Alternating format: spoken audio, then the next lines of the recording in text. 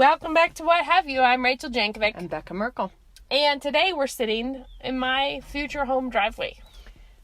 With the engine off. And so you may watching the wheat fields rustle in the wind. It's kind of gorgeous beyond all right now. Yeah, you gotta look past really a little good construction dirt pile and see the paradise beyond.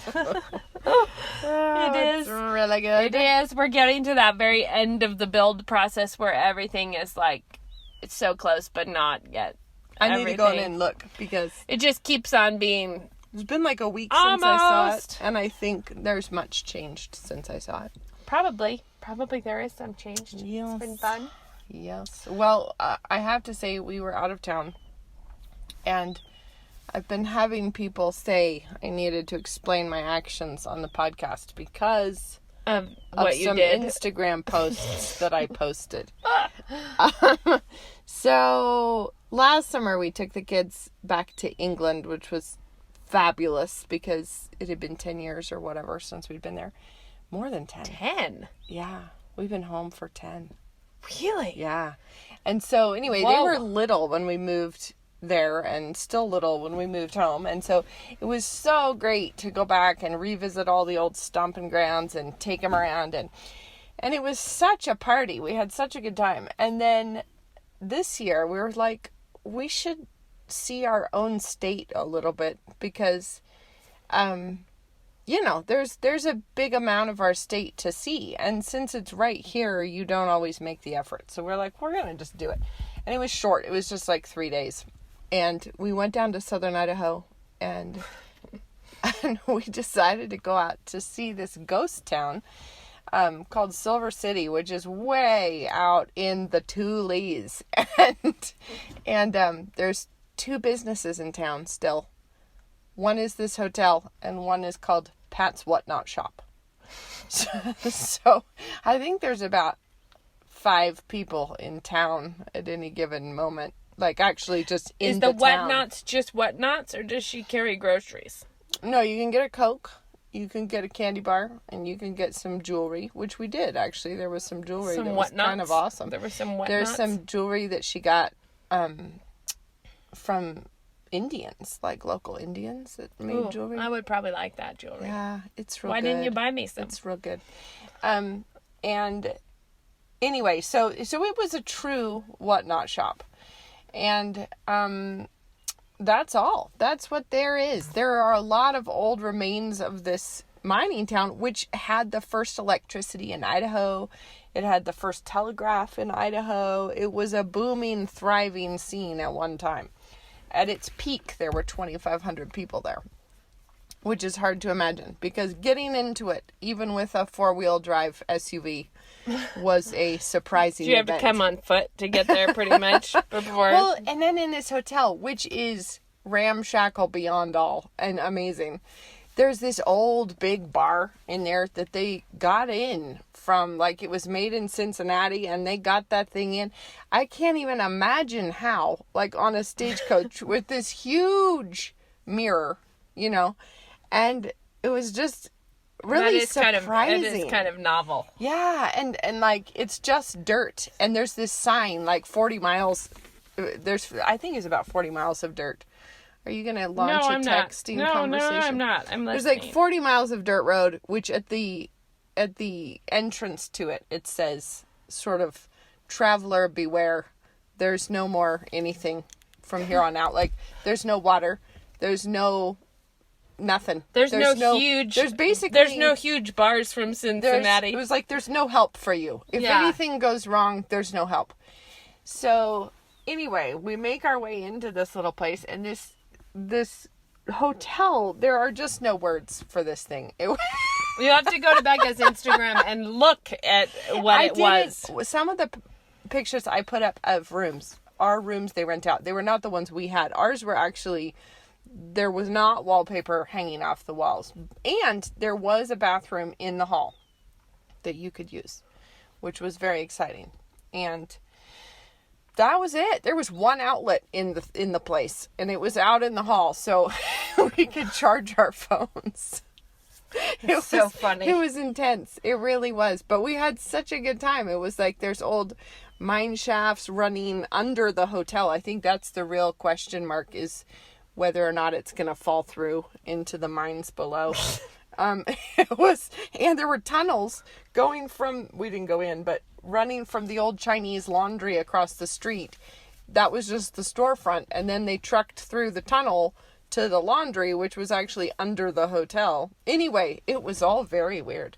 That is weird. Yeah. And it's just, there's a lot of people who come in like on 4-wheelers in the summer. And when I say a lot, I mean like maybe 12. 15, yeah. I mean, really, the tourist there bust was of kind the of a- year is when 15 a hustle four-wheelers and a come in. bustle. And yeah, so we stayed overnight and they cooked us a breakfast out of coolers, I think, that they had running there. So did you have to make reservations here, or do you just Yeah, show up? no, They have we to made know you're coming. reservations. Yeah. And That's a really weird industry. How can Yeah. anyone have found a way to live on it? I don't know. Occasionally making But it- breakfast in an abandoned hotel but for people. The thing is there was an actual reward for cattle rustlers. Like, information leading to a cattle rustling problem. Like, it was an actual sign It up. was a current event. Yeah, and a Yeah. wanted poster. Both tacked up in the And entryway. you think, like, is that... I suppose if you wanted to be out of reach, you could go That's somewhere where you like would that. be. So That's maybe where you it's would go. important to get the word to Silver City first about wanted people. Well, and then we took a scenic route out, which is hilarious because it's not like it wasn't scenic going in. It was stunning. And you're up in the Owyhees, which I had always thought was like a mountain range, but it actually is more like a really high, like uplands. Like you go way up, you go up a mile, and then you're way up at 6,000 something feet. But it's just this scrubby sagebrush, total Louis L'Amour happening up in there. And sagebrush, and that was about it. Up there with these canyons cutting through everything. It was great. We had such a good time. But anyway, when they showed us around the hotel, this lady showed us around and she was like, yeah, this is room 26. It's the most haunted. And you're like, oh, okay. By cattle rustlers or wanted men? The next day I'm like, she's like, so no ghosts? And I was like, no, we're fine. And she's like, well, I've never seen anything. You know, she was trying to kind of reassure us, like, it's all right. And I was like, well, what is it supposed to be haunted by? And she goes, well, I've heard a lot of stuff. She was like, you know, some people come down and they've run into Screaming Alice. And I'm like, why are they always named Alice, too? But anyway. Alice is always used as that kind of a... But anyway, she was like, yeah, some people run into Screaming Alice. She goes, oh, in your room, somebody came, talked to a small child in period clothing.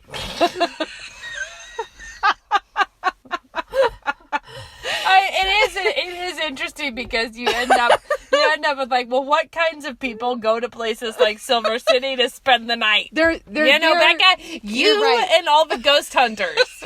You are right. And so, how many times do you think people in room 26 have been people who wanted to see a ghost? Probably every time. Probably most people who spent the night in room 26 were hoping for something creepy. That's probably why they're there. I'm pretty sure it kind of fuels the imagination to go spend the night in Silver City. It definitely could do that. I mean, we went up and looked at the cemetery, which was this strangely beautiful, like, up just slope of a mountain. I don't even know how you would bury people there. It was like a rocky slope, you know, but it just so quiet and so stunning and so remote. And it's like you're looking at the headstone of a guy who died in the Bannock Indian War, you know? Yeah, one time Luke and I stopped in a really little rural town near here.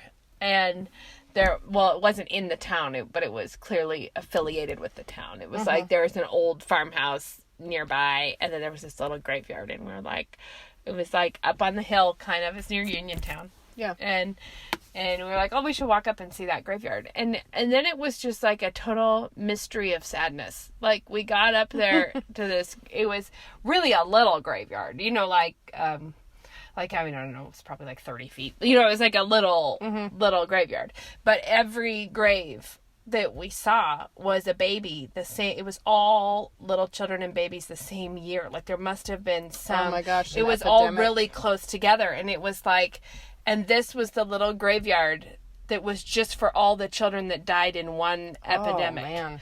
And it wasn't even like, I can't remember if there were any adults in there. I don't think it was just like a lot of children. And you think, I don't even know what this is, but I'm pretty sad about it right now. But it makes you so grateful for, modern medicine. I'll tell you another thing. Here's another one. Or just the knowledge of how things, it's really We sad. encountered a real despicable event, you guys, on our way in. Oh, We're driving up this road. Rachel's gone back to her phone No, I'm again. not. I'm making sure that my... We're driving up this road, and it's dirt, like flat on the ground dirt. It's not like it's not like even a gravel road. And, we're driving along. It's kind of light dirt down there, too. It's kind of weird. It's different than our dirt. And there's these black things all over the road. And I was like, what is that? Is it like a, my engine's off. That's why it's not charging. It has to be on to charge it? Mm-hmm. Anyway, I'm like, what are those black things all over the road up there? Are they leaves? But they were like weirdly moving. And, all this and is it's gross. like, wait a second. And we stop the car. And the road is covered. And I mean like covered in enormous like locusts. We were like, we're having Were they this kind? like a plague of locusts. No, I'll show you. They were called, we found out later, they were called Mormon crickets, because the Mormons had that event with the crickets, and then the seagulls miraculously like ate them all or something. Do you remember that story? Mormon crickets, and these things are like jumbo shrimp. They're like hopping around. It's like if you pictured a black jumbo shrimp leaping about in the road in front of you. This is not nice. I'm looking at pictures now. We took pictures, guys. I'm going to have to post. Yeah. And so that's not good. They're all over the road. And there's nothing to do but drive over the top, like killing millions as we go. And it was seriously a swath, like maybe 40 miles of just solid crickets. And then we find out some nasty facts about them. The lady in the hotel, who ran the hotel, who told us about Screaming Alice, she had a dog frisbee that she left out, like a frisbee made of hard plastic, and they ate it. She showed us a picture. It's not good, guys, when the crickets come. She showed us a picture of the shard left. It was like the size of a fingernail. They ate it, the whole thing. She said there was a man who was there who left out some rubber boots outside, and they ate a big piece out of those. And they ate the rubber handle off of her rake, and just all that. And you what can't do you do, burn them? You can, no, they're working, the Department of Agriculture is working on something to do about them. Right. But it looked like they were trying to deal with them in the town, but we dropped over this ridge before we got to Silver City, and they weren't nearly as thick. Like they were still, you still saw some, but they were not like mats of them. No, that's so gross. And I just thought to myself, I get it that people want to eat organic. But sometimes you just want to eat. And imagine... Sometimes what you want is the bug-killing bomb. Because those things... I mean, if they're going to eat the frisbees out of your lawn... Some things are a pestilence. It was so... What is as we were driving... I thought this is so funny. Just as a side, I just find this entertaining. To be clear, I am in no way opposed to more organic pesticide methodology. I don't care. But I did find it very funny that to keep apples organic, I think they're spraying the trees with coyote urine. And I feel like there's a lot of questions that come to my mind about who is harvesting that.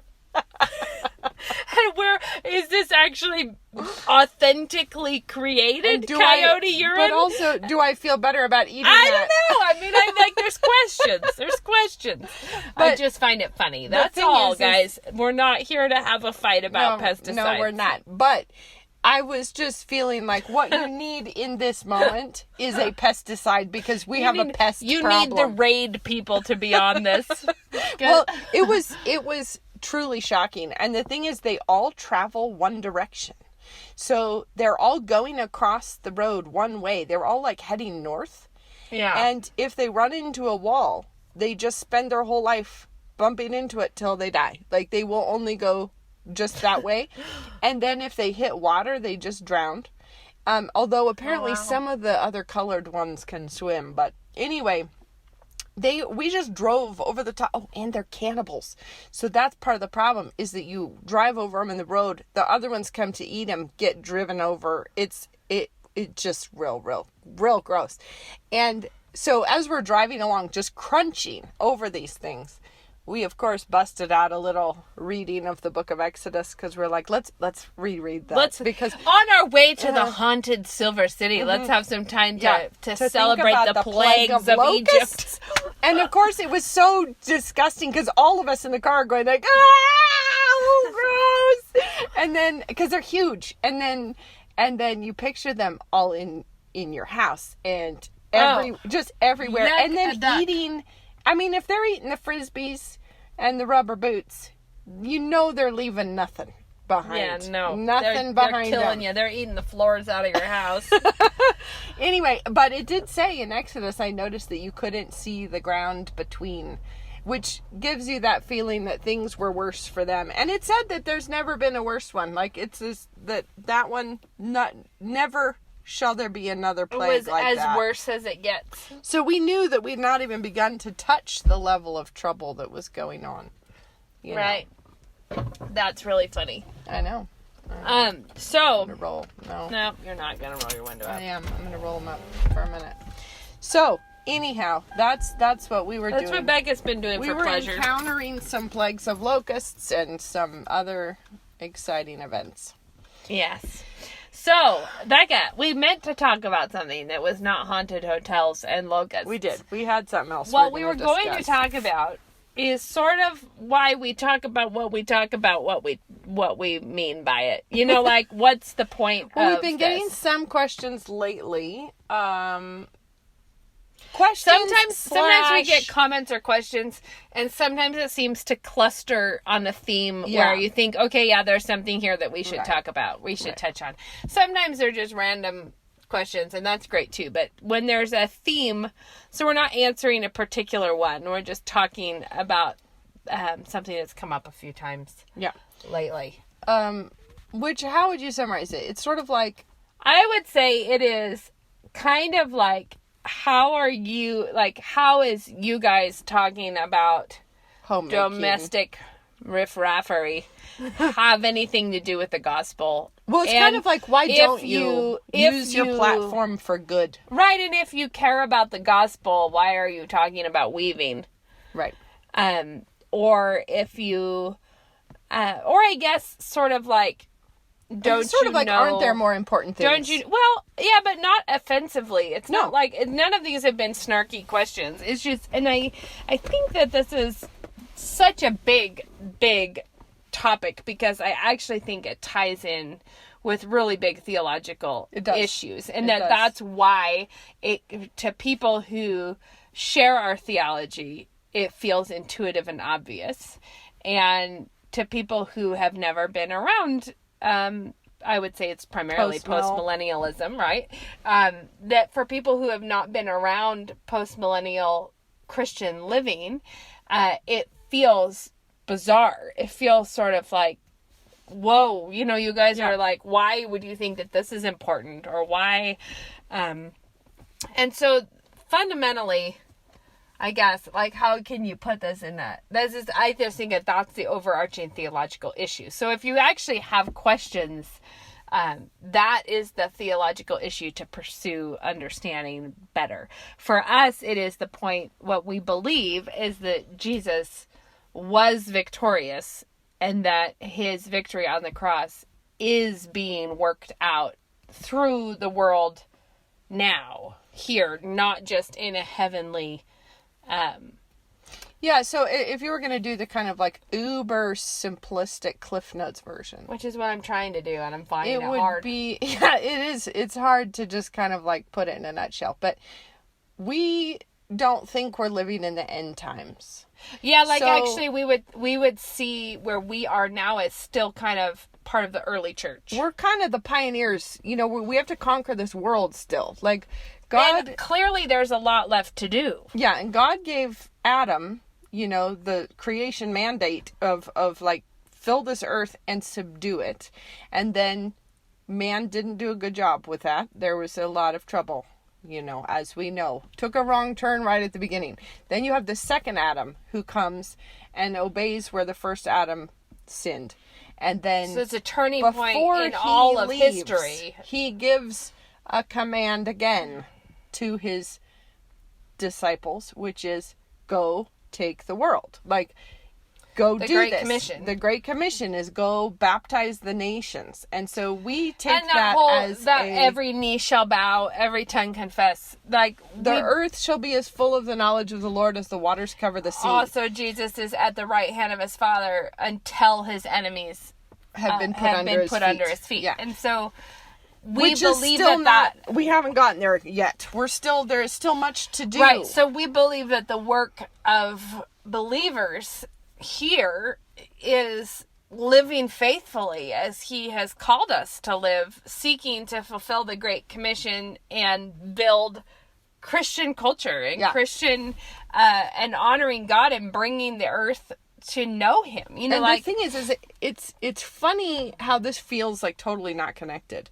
But it so is, because we think that Christians need to be building a culture that we hand to our children, who hand to their children as we gradually are taking over. Like leaven in the loaf, yes, that it continues to grow and multiply and spread. Like the mustard seed that is small, but eventually grows to be big. Or the cloud the size of a man's fist. Yeah. And so this is, I think, if you think we're living in the last days, then you have why would you bother building a civilization here? We're about to get raptured out, right? It actually does affect how you live. Actually, I remember Grandpa and Grandma saying they had missionary friends back in the 50s or somewhere in there. You should mention Grandpa and Grandma, who were not post-mill. No, they weren't. But they had friends who thought that they were living in the last days. The tribulation was going to start any time now, so they wouldn't have any kids. It was like, of course we wouldn't do that. Why would we do that right now? So they never had children. The thing is, what you think about this really does affect some pretty mundane details about 100%. Your life. And so if you feel like any minute now everything's going to be gone, then of course, why would you spend time? Of what value is a beautiful table setting. Right. Because, so the point that we're making is that not that we think it's a beautiful table setting is the most important thing going, but we believe it's actually a tool for the gospel. So you've got the pre-mill approach, which really believes we're kind of right on the brink. And then you have the mill approach, which is sort of like Christ's kingdom. Yes, it's there, but it's sort of in heaven. And what's happening, spiritual thing happening and not here connected to earth. Is not connected. Like you've got something else going on, which also means the stuff we do right here on, in our lives on this earth isn't connected to Christ's kingdom. Right? Like Christ's kingdom is in the heavenly places. And it creates sort of a otherwhere kind of feeling about your day-to-day life, that it's not the gospel in your daily life with when you're doing the laundry. So it actually this is just the baggage of our earthly existence. Yes, and then to care about the details feels like you're being distracted away like from you're Christ's being kingdom. Myopic in some way. You're like getting zoned in on something that doesn't matter. You're getting pulled off track. Yes. Like like focus on the more spiritual things and stop talking about yarn. But But yeah, because it's sort of like that. Like, look, we have important, yes, Christ's kingdom, but that's all spiritual. It's all right. It's all this. It's almost platonic, honestly, yeah. because it's like it's like It's weightless. It actually only exists in your journal, where you're or wrestling, your where you're wrestling with your, and it doesn't exist in how you open your home to company, how you make food, how you delight in the beauty of pie. You know, it doesn't. It becomes more abstract. It becomes more like doctrinal stuff is where it's at, and this life, and like doctrinal, intellectual thoughts are where it is. Yeah, it's not. But we do believe, and a lot of this, I have to be clear, a lot of this, there's overlaps everywhere. Yeah. With different theologies that and people who lean different directions. There's so we're not trying to say only that no Amill person shares this approach. It's not that. We're just trying simplistic. We're just trying to explain our own selves a but little what bit to you believe about, well, as Dad always said, your theology comes at your fingertips. It just does. And if this is not good of us to start chewing gum. No, we just both put a piece of gum in, guys. Sorry. I'm going to take it out because I feel like I'm going to start smacking and blobbing around. I just needed a minty flavor. I could go there. That's why I took it. But then I think this is getting bad. But anyway, I do think that at least it wasn't sunflower seeds or something. No, that would have been worse. Peanuts. Since theology comes at your fingertips, and what you believe in the abstract actually really matters in the day-to-day. 100%. It does. You might not connect the dots yourself consciously, but it really does matter. So, well, I would say, couldn't you say, this is, maybe I'm getting bad here with an analogy, but we believe your theology is a map. It's a beautiful map, but it is meant to get you somewhere. It is meant for the steps you're actually taking right here, right? So, like, the point of the map is not to hang it on the wall and admire the map. It's to go somewhere. It's to, and so when you say, for us, we have this theology, but we actually believe it should be coming out in how we do our daily tasks. And we do think that Scripture connects those things for us by calling women to love their homes and love their children and love their husbands. And to embrace that calling is not to sideline women. It is to give them a role in culture building, kingdom building, God honoring, gospel loving people. And of course, there's always multiple ways to do something wrong. So yes, someone could get distracted into, only caring about a beautiful house for the sake of the beautiful house itself. 100%. And people do. People do it all the time. I don't think they usually do it because of their postmillennial vision, but they do it because it can be an idol. We think that this is a tool to build Christ's kingdom, and we think Christ's kingdom needs to be built here on this earth, not up somewhere in a different dimension. Yeah. We actually think Christ's kingdom is here and now, which means I think beauty, which is something that women are particularly good at, beauty draws people, and it draws people to intellectual truths. I remember a teacher one time saying nobody was ever really convinced by an argument. Everyone's convinced by a person. And I know that's too, I'm sure people are convinced by arguments. But as a general rule, it really is the person making the argument that compels you to want to believe it. It's the thing that makes it attractive.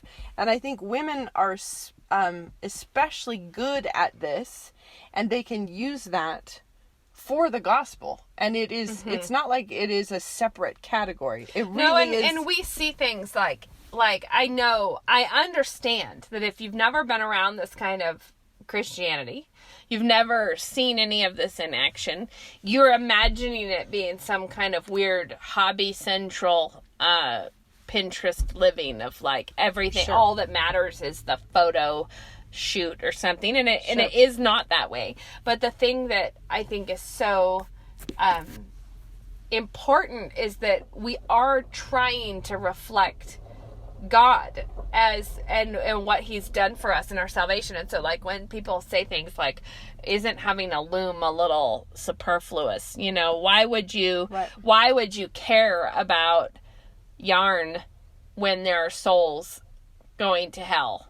And the reality is, do I care about my yarn more than I care about souls going to hell? Absolutely not. I don't care more about my yarn.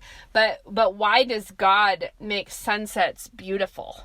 Yeah. Why did he give us sheep with wool that takes dye so well, and all these radically colored things that grow out of the dirt that can make dye and that can do this, and how much it's us receiving the gift of a loving Father, and God makes the world beautiful with his art, and how much can we reflect that as we make our much smaller worlds beautiful? But also, in another sense, I think that enjoying a gift is how you show gratitude for that gift. Like, if you gave your husband, like, you gave him some, I don't know, some great birthday gift, which he sort of said, well, I think spiritual truths are more important. I think it's more important that our culture is in debt. So I'm going to put this in the closet and not look at it. It's sort of like... sad. That's not how you show gratitude. And it's not how you love the giver. No, and it's not how you thank the giver. It's like God has filled this world with so much potential and so much beauty and so much to discover and so much to do and revel in. And then I have to put right on top of that, the people who love it, and who love it sometimes against their will. Yeah. That it doesn't matter if people don't want to believe in God, they love good food. Yeah. Like, and if your home is a place of beauty and rest and joy and good food, how much more are you declaring a good relationship to the giver of those gifts? Like, you are constantly declaring, and to your own children, you're declaring how we feel about the giver of these gifts. But we also, and we've talked about this before, but gratitude is really the fuel that you should be running on. But I think there's a deeply ingrained sort of, it's like Christianity has a big piece of glass in its foot, sort of, that's stuck way in there, which is we feel like we need to feel guilty. Right. And guilt is the motivator. Guilt should be the thing that drives us. Guilt needs to be always there. Guilt for the gifts. Yeah. Oh, guilt. I know what you're going with this.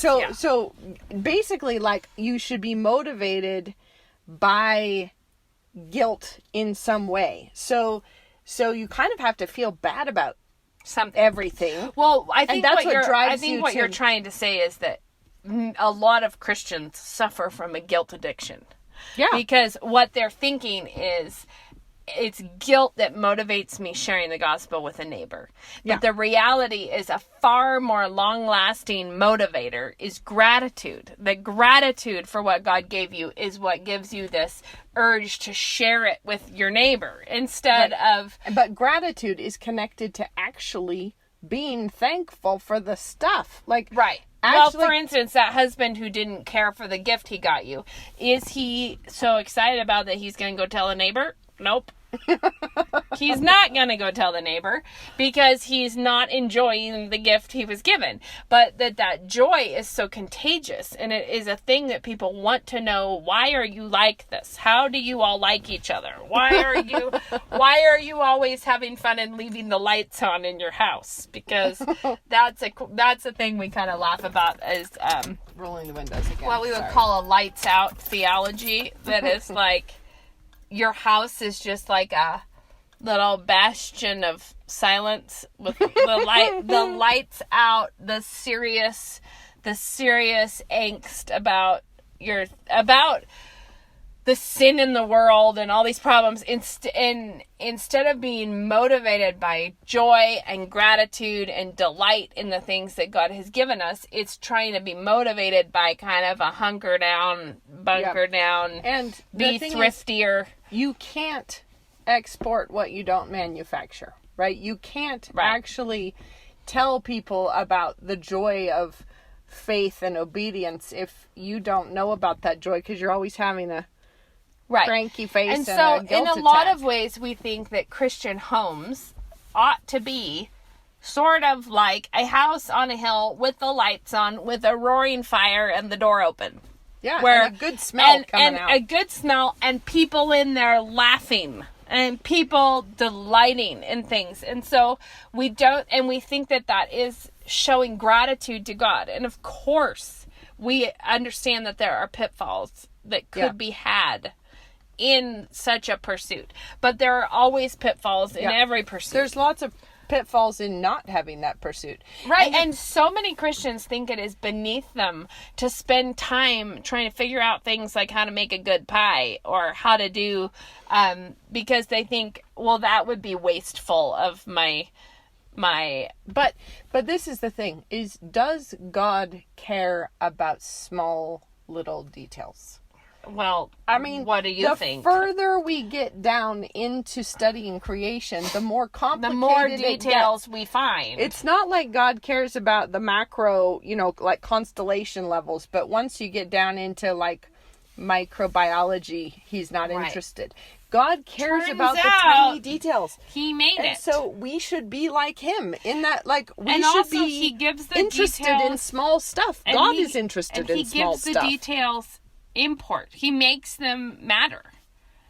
Yeah. So, like, when you're talking about does God care about the little details, well, not only do the little details make a difference in the big picture, like, they actually, I mean, it's not just that they're interesting if you can get one off. They actually contribute to the big picture. Yeah. And I do think that, of course, it is possible to do it wrong, get obsessed with the details, refuse to remember the big picture, all of that. Yes, of course you can do that. But we think that all these details about just mundane everyday life, we think they matter because we firmly believe in that big picture. Right. And so, yeah, okay, if you got obsessed in it in some weird way and you forgot the point of it. That's actually one of the sad things. Like, Martha Stewart is a really talented homemaker with no home left to make, Like, I remember the time many years ago when it came out in one of her magazines, like, the divorce album, how she kept her divorce memories in an album. Like, let me show you how to organize this. Or when it was like, now that I finished remodeling this whole house and getting it all done so everything's perfect, we're going to start over and remodel the whole house and get it all done.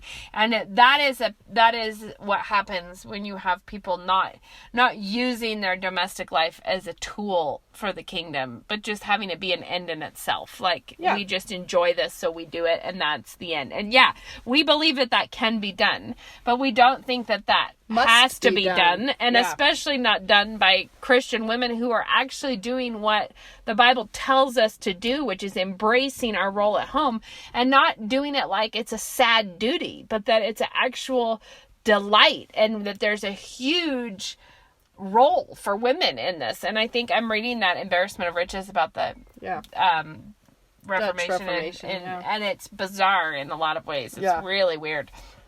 But some of the things that keep coming up is that how the women, through seeing their role as important, it built a culture that was so powerful through women having bizarre standards in that things. Book. It's very funny. I used that book back in college when I was writing my thesis, and it had a lot of great leads to other sources about visitors coming to Holland, which was really the most thoroughly reformed of, it was, England was always slightly different, and it was, anyway, it was kind of like a thorough, thoroughly reformed. Anyway, I don't know if I should say most, now I probably overgeneralized. Anyway, it was a very reformed place. Anyhow, visitors would come, and these letters they would write home about the women, the Dutch women. It was so funny. It was scared everyone silly, those Dutch women.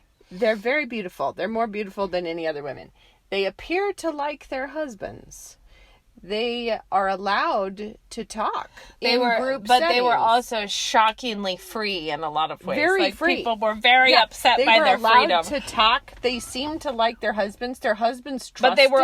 But they were also given a lot more legal rights. They ran more businesses, and they had more inheritance. Like, they played hardball financially, it seemed. And they were also, like, their houses were beautiful and clean. But the cleanliness was, like, almost psychotic. It was very funny. Yeah, because I don't think Holland has changed in that department. And they said that their front doorsteps had to be scrubbed every day. But you have to think, this was an era when in Open most places sewage. people were just throwing all of the sewer out into the street. Yeah. And in this world, the Dutch decided to scrub and bubble the whole outside all the time. It was like, we are handling it. But I think this is another thing where you realize your theology actually really matters. Right. And it comes out in details, like clean streets and beautiful women and cheerful women who like their husbands and their children, like them. and they like their children, and they like their job, and they enjoy their homes, and they're into it. That is like this impression, and I'm sure we've told this story before about. Have we been on this subject before on the podcast? Probably, but I don't know what story you're building up to. I just remember like an old lady that we took to church with us one time who was an artist, and she was not saved, very bitter, wasn't speaking to her children, like it was just but sad. She had an eye, she was an artist, like she appreciated beauty and stuff. Anyway, she came to church with us once, and her thing she said afterwards was, I've never seen so many beautiful people. And it's not because Christians have better cheekbones. No. It's like...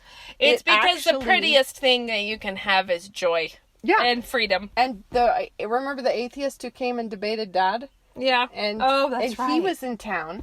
And he was at our house for dinner, wasn't he, afterwards? Yeah, he came to Sabbath dinner afterwards. And so it was like he and Dad had debated, and then I can't remember who he was, but...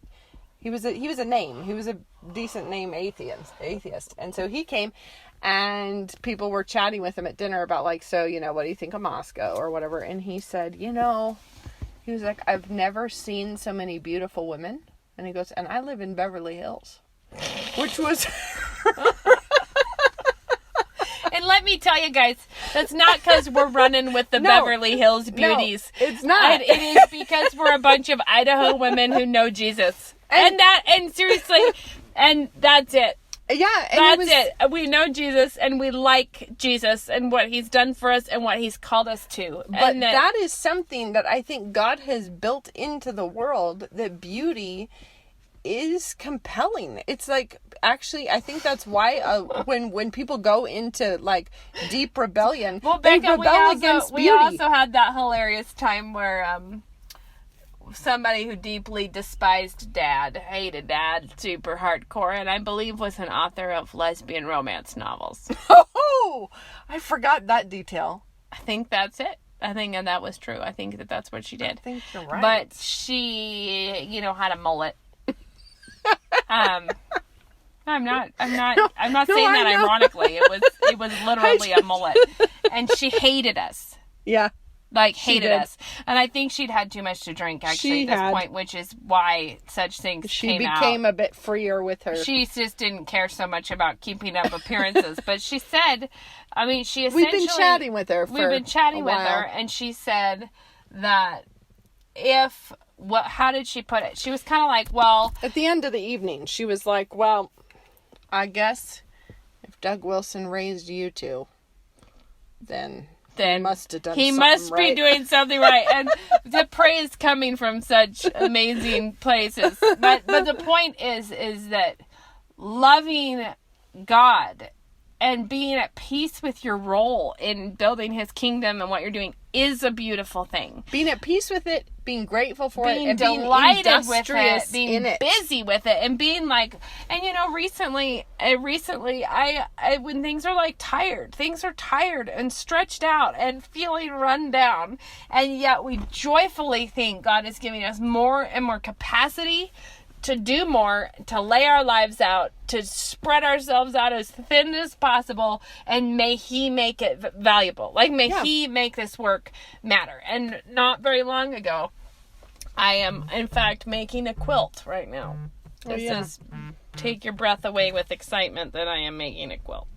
And it is for my daughter, who out of everybody, I'm trying to help them have something for their new room that they're excited about. And I have one girl who has just consistently said, I really want to quilt. And it's like a thing. She wants to sew. There's a lot of reasons. Yeah. There's a lot of reasons that me loving her is right now means at a time where it does not make sense in my life, I am making a quilt. Yeah. And I was not feeling like it all the way making it right now because things are chaos and it's just like a wild time to take on that job. And I know that it's not like life or death. Right. It's just a quilt. But I also know that God gave me all this fabric and he gave me a sewing machine and he gave me a little girl that this will matter to. Yeah. And what do I think God wants from me in that moment?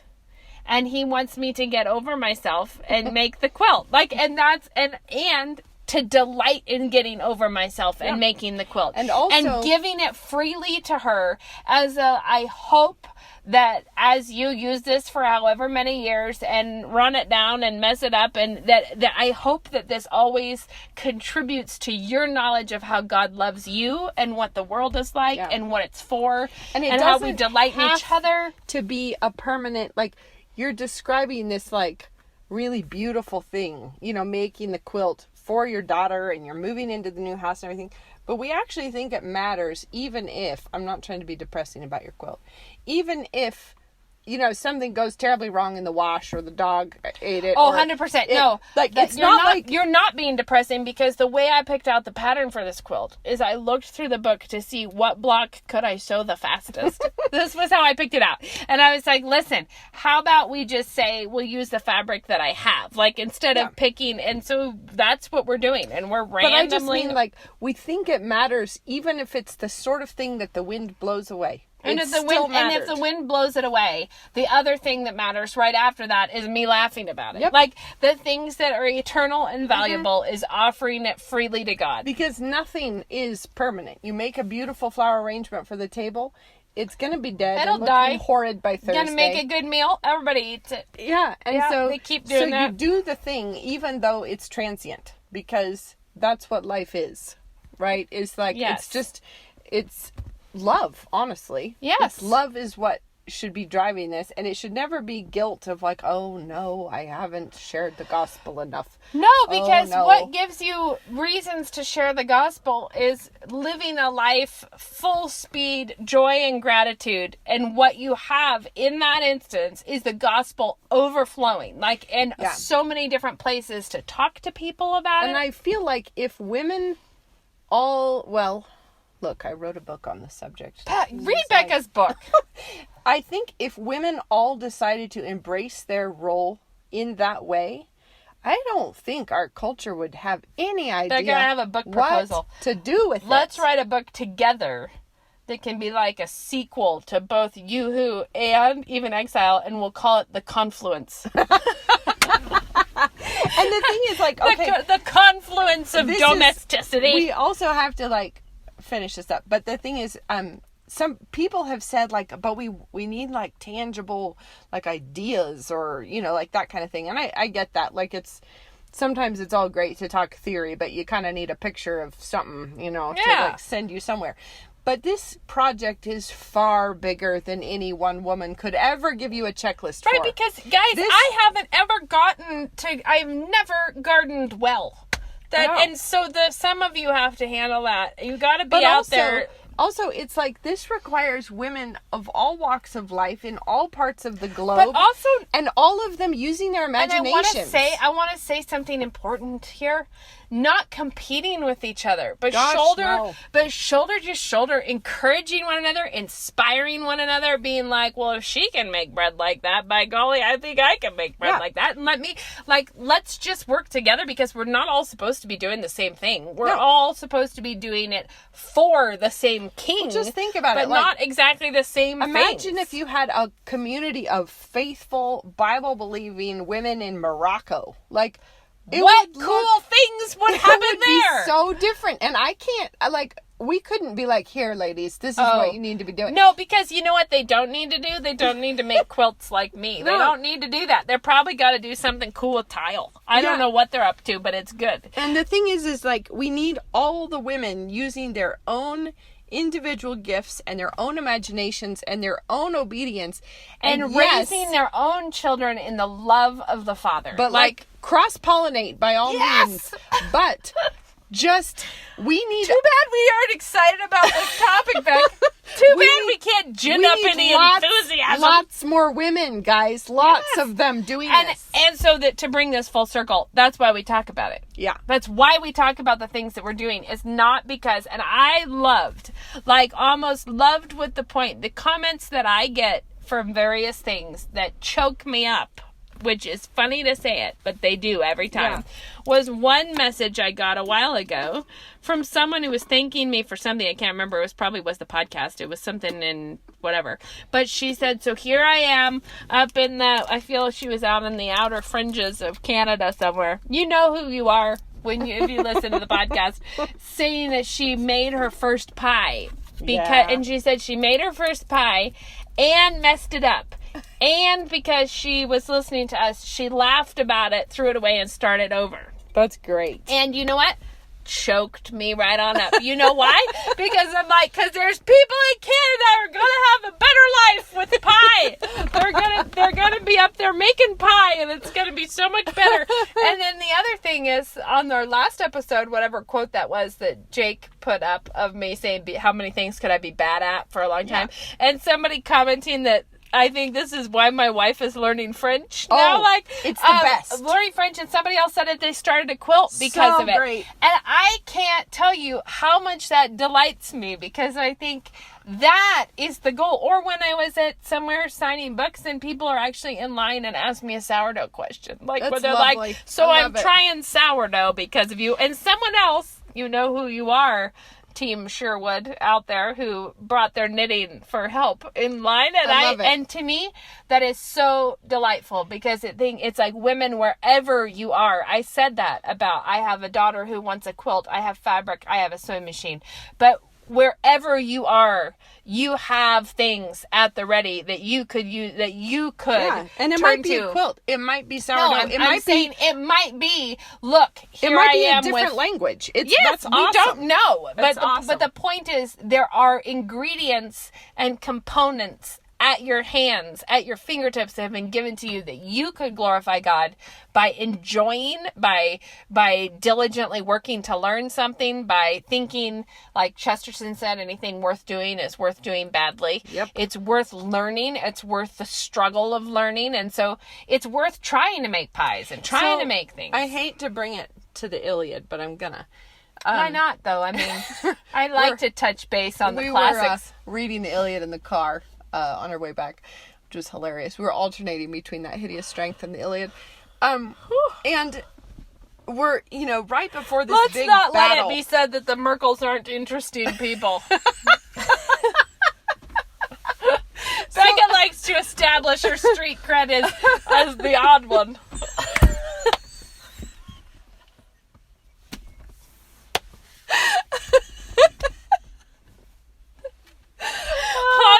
Haunted hotels, the Iliad, that it is straight. Some locusts thrown in. Plagues.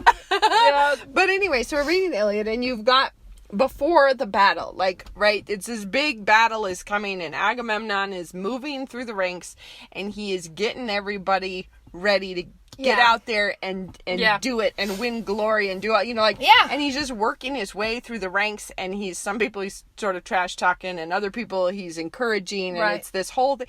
I kind of feel like that's what we're wishing we could do. Yeah, that's what we're trying to do. And that's why we there's a battle here. And it's why we think that the podcast is a tool that might be used for the gospel if we get women to learn French and try quilts and learn to bake bread and how much more could we share the gospel through equipping and encouraging women to use everything at their fingertips to delight in the gospel. A world to take. Yeah, I mean, this is important stuff. There is work to do. And we Yeah. need, and there's enough work for every last one of us to throw our whole lives into this and still just be the early church. Exactly. Now, we need to have a tip. And then we gotta go. We gotta have get this soared done. to enthusiastic heights today. We have indeed. Okay, I want to say something real fast. True for single women also. oh gosh, that The should be a fact that separate we have podcast. children, we need to do another one, but I just want to say right now that it is not, building culture is not only the role of married women with children. Also, it's every woman. being domestic should not be only if you're married with so children. we're getting that out of the way real quick. Maybe we'll do a different podcast. We should do that. Okay, tip. Do you have a tip? I have a tip. I probably have a tip. You do yours first. Okay, guys, the 4th of July is tomorrow. And we all know what that means. Corn on the cob. Corn on the cob. And pie. And pie. And homemade ice cream. True. I'm bringing Has a lot some pie, of meanings. and I'm bringing the corn on the cob to the thing tomorrow. Now, I don't know if we're going to get this posted before tomorrow, but either way, it's good for the summer. And I've said this before, but I'm reminding you because you probably forgot. Cooler corn is amazing because you can do corn on the cob for all the masses that you need. So you get as many shucked ears of corn as you need. So do all the shucking. No, make your children do all the shucking. Anyway, put them all in the cooler. Boil a big pot of water, like a stock pot of water. And then pour it over the corn and shut the lid. And then take it to wherever you're going. It'll be perfect by the time you get there. It's like 30 minutes, maybe, and it stays hot. Another the technique. rest of the night. It stays hot. You can just keep going and getting another hot ear of corn out of the cooler. It's real good. Yeah, another component that we can to say for the 4th of July is to cut your watermelon into sticks of watermelon that are much easier to eat when you cut In it. a triangle. Yeah, like when you cut it into you slice it and then you cut it into like where it has a square of rind at the bottom and then a pillar of watermelon. Yeah, that is a good tip. Then it's easier to fit on your plate in an orderly fashion. And it, and the other tip is make a pie. Even if you've never made one in your life. If you never made a pie. one. Actually, we gotta think. Let's think right now. We just gotta tell everyone to share it. Tag us in your pie pictures. Oh, that'd be fun. Tag us in your pictures of your 4th of July pie time. And I guess if they tag us, then we'll see it, right? We don't need a hashtag. No, just tag us. Hashtag spread the gospel. All right. Thank you all for coming and listening to our impassioned time. Bye-bye.